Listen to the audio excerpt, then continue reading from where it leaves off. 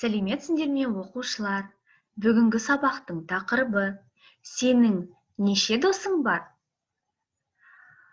Жаңа сөзді жазып алайық. Батыл, смелый.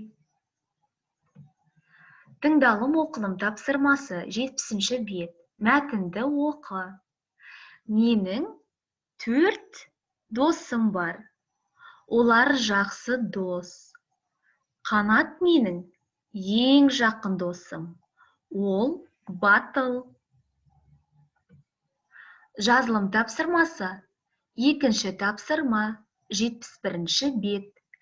Көп нүктенің орнына тиісті сөздерді қойып жаз.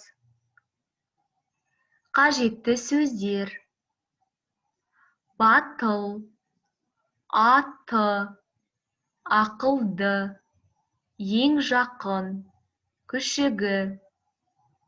Көп нүктенің орындарына осы қажетті сөздерді қойып жазамыз. Осымен сабақ аяқталды. Сау болыңдар оқушылар.